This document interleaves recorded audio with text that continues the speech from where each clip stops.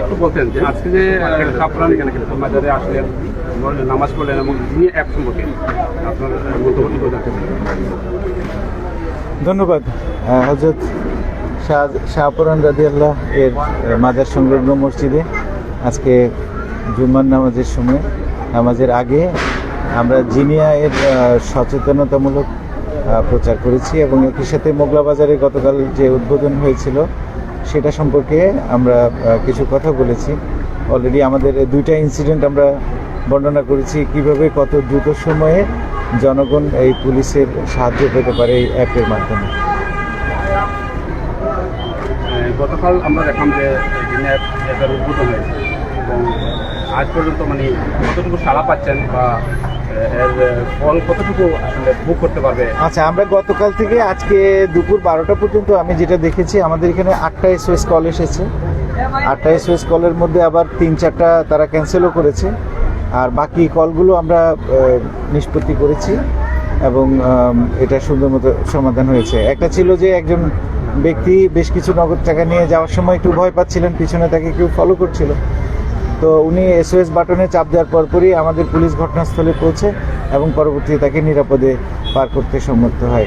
একই সাথে অন্য আরেকটি ঘটনায় একজন অ্যাক্সিডেন্টে আহত হওয়ার পরপরই SOS-এ কল দিয়েছে, পুলিশ ঘটনাস্থলে গিয়েছে, তাকে উদ্ধার করেছে এবং যে দুর্ঘটনা ঘটিয়েছে তার বিরুদ্ধে আইনগত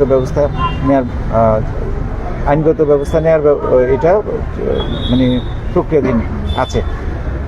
তো এটা আমরা সাড়া পাচ্ছি, লোকজনের অনেক প্রশ্ন আছে, আমরা ফেসবুকে এবং ইউটিউবে বিভিন্ন জায়গায় এগুলো নিয়ে লোকজন বেশ উচ্ছ্বসিত প্রশংসা করেছেন। কেউ কেউ বিষয়গুলো সম্পর্কে যদিও কতটুকু কার্যকর হবে এটা নিয়ে কিছুটা সংশয় প্রকাশ করেছেন। তো এটা যত বেশি দিন যাবে, যত বেশি লোকজন এটার মধ্যে ব্যবহার করতে অভ্যস্ত হবে এবং সেবাগুলো যত দ্রুত পাবে, ততই পাবলিক জনগণ এটাকে আন্তরিকতার সাথে গ্রহণ করবে এবং এইভাবেই কিন্তু জনগণের কাছাকাছি পুলিশ আসবে এবং জনবান্ধব পুলিশে পরিণত হবে।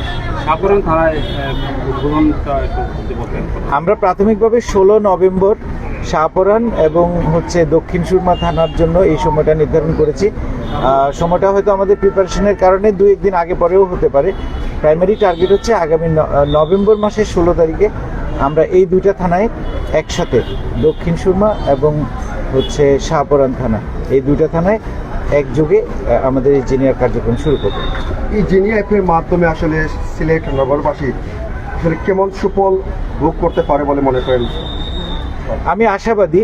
এটা আসলে আমাকে জিজ্ঞেস না করে এটা জনগণকে জিজ্ঞেস করলে ভালো, যে যারা জিনিয়া অ্যাপটা ব্যবহার করছেন তারা আসলে কোনো সুফল পাচ্ছেন কিনা বা তাদের প্রতিক্রিয়া কি, তাদের প্রত্যাশা কি, সেটা জানলে আমরা সেই অনুযায়ী এই অ্যাপটাকে আবার ডেভেলপ করব। ধন্যবাদ স্যার। ধন্যবাদ, থ্যাংক ইউ।